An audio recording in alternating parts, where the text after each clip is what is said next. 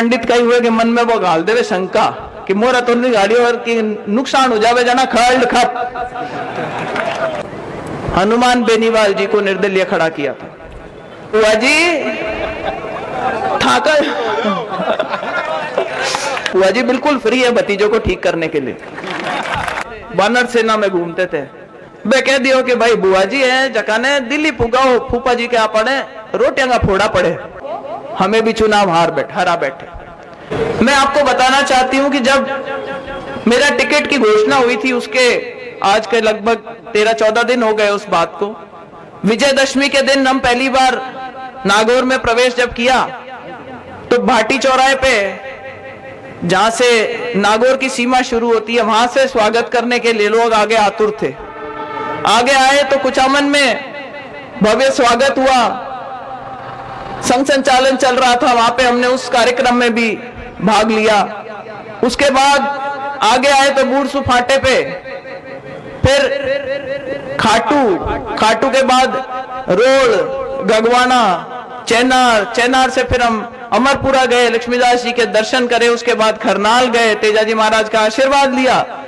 फिर हम उसके बाद आगे टांकला के अंदर किशनदास जी महाराज के गए, इनाना में रात को खेड़ाधनी बाबा के दर्शन करे, बंसी वाला लास्ट में जाकर के हमने उस दिन का अपना कार्यक्रम समाप्त करा। और साथियों जो जोश पूरे जिले में देखने को मिला तो मुझे एक बार को तो विश्वास ही नहीं हुआ कि मुझे लोकसभा का चुनाव लड़वा रहे हैं या विधानसभा का। इतना प्रेम, इतना मान सम्मान जो नागौर की जनता ने हमेशा हमारे परिवार को दिया है, जिसकी वजह से एक पहचान बनी मिर्दाओं की। कोई नहीं जानता गांव में बैठे हुए मिर्दा कौन थे अगर आप लोगों ने उनका साथ नहीं दिया होता। और अगर एक नागौर की पहचान बनी पूरी दुनिया में तो वो इसलिए था क्योंकि आप अपने नेताओं के पीछे खड़े रहे और आपके उन नेताओं ने आपके जो मुद्दे थे उनको उठाया, चाहे वो किसानों का मुद्दा हो, जमीन से जुड़ा हुआ कोई भी मुद्दा हो। 4 पुश्तें आप लोगों के बीच में राजनीति करती आई हैं और आज कोई एक काली टीकी नहीं लगा सकता, कोई बेईमाना का कोई दाग नहीं लगा सकता। लोग अब पीछे कौन से पड़े हुए हैं? जो ये नहीं चाहते कि साफ सुथरी अच्छी राजनीति जिले में हो। 2014 में जब मैंने चुनाव लड़ा तो लोगों ने स्कीम लड़ाई कि ऐसा नहीं हो जाए कि ज्योति मिर्दा जीत जाए। आप लोगों का बहुत आशीर्वाद था मुझ पे उस समय। तो हमारे ही मुख्यमंत्री जी जो हमारे खिलाफ थे उन्होंने हनुमान बेनीवाल जी को निर्दलीय खड़ा किया था। वो खुद चुनाव नहीं जीते, उनकी जमानत जब्त हुई, लेकिन वो हमें भी चुनाव हरा बैठे।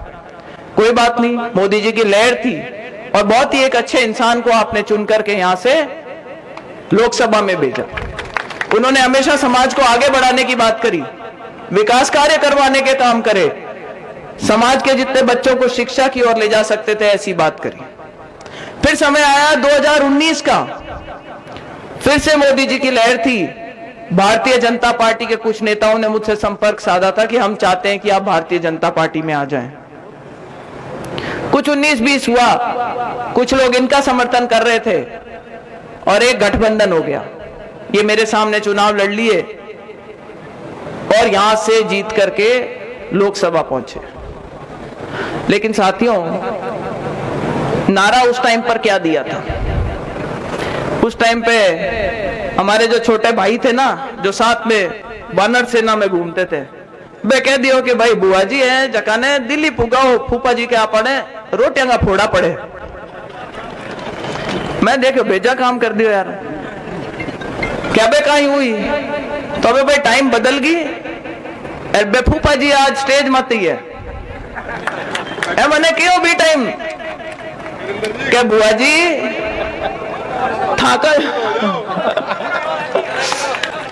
तो भाई नरेंद्र जी भी आज यही आश्वासन देने आए, मेरे सासू जी भी, परिवार के और भी लोग बैठे हैं, सबने जिद करके मंच पे बुला लिया। ये आना नहीं चाहते थे मंच पे, पर इन्होंने भी कहा कि भाई ऐसा है, मैं तो एक टाइम खाना खाता हूं, कोई भी फल के पौधेगा, पर ये तेरे नागौर से जाए बाद जो तेरे भतीजे है ना, किसी को नशे की लत पड़ गई और किसी के कानूनी पीछे कार्रवाइयां हो रही है, तू जाकर के इनको एक बार फिर से संभाल। भारतीय जनता पार्टी की तरफ से न्योता आया, मैंने भारतीय जनता पार्टी ज्वाइन करी और आज आप लोगों को एक बार इस मंच से विश्वास दिलाना चाहती हूं कि देखो, जिम्मेवारी हर आदमी महसूस करता है। मुझ पे बहुत भार है इस चीज का कि आपने जो परिवार को हमेशा समर्थन दिया। मेरे भी भगवान की दया से एक बेटा है, 12वीं में पढ़ रहा है, पढ़ाई में ठीक ठाक है, फुटबॉल ज्यादा अच्छी खेलता है। पूरा विश्वास है मुझे कि उसका भी कहीं ना कहीं एडमिशन हो जाएगा और इस साल वो भी चला जाएगा। तो बुआ जी बिल्कुल फ्री है भतीजों को ठीक करने के लिए।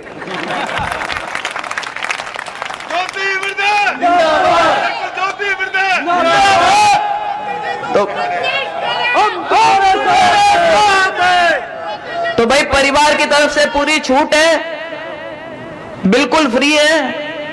सामने वालों ने उठा करके एक आरोप लगाया कि साहब 4 जनरेशन इनकी आ गई और यहां पे नेतागिरी कर गए, इनका हेडक्वार्टर पे मकान नहीं है। मैंने कहा 10 शहरों में ले रखा है, एक शहर में और सही। आने से पहले मकान खरीदा, रजिस्ट्री कराई और आज जब मैंने मेरा नामांकन दाखिल किया है तो 111 नंबर अमर सिंह कॉलोनी, स्थायी पता।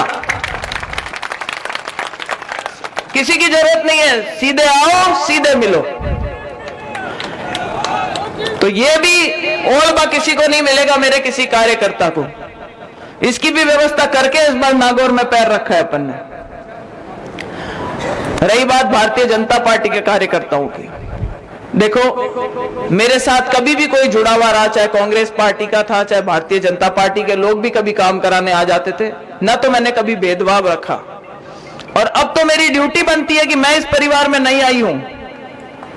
यहां पे जो लोग पहले से स्थापित है, चाहे वो नेता हो चाहे कार्यकर्ता हो, आपको आगे रख के चलेंगे, आपका पूरा मान सम्मान करेंगे और जो वाजिब काम आप बताओगे उसको करने में आपको प्राथमिकता देंगे। भाई हम भी आए हैं, कांग्रेस से आए हैं, तो कहे नहीं कि गुड़ की बेड़ी पड़े जना की रेत ले रही उठ है, तो मां भी आया जना की ले रही आया भी कोई नतीजो है कि आप देखो इतनी बड़ी तादाद में, इतनी बड़ी संख्या में बैठे आप लोग सब विराजमान हो। मां को एक बार 3 घंटा हुई कि सभा चालता और माया भी थोड़ा मोड़ा ही आ, पर्चो भरने पहले गया परा, क्योंकि भाई मुहूर्त वरत को टाइम हुआ नहीं। पंडित का ही हुए कि मन में वो गाल देवे शंका कि मुहूर्त गाड़ी और की नुकसान हो जावे जना खड़ खप, तो बाबी गिड़गिड़ाहट नहीं रहनी चाहिए मन में। तो बिल्कुल घड़ी देख करके मुहूर्त के हिसाब से मैंने मेरा पर्चा दाखिल कर दिया। आप सबसे आशीर्वाद लेने के लिए आप लोगों के बीच में आ गए और कोई ज्यादा लंबी बात करने की बात नहीं है। भारतीय जनता पार्टी ने बहुत विश्वास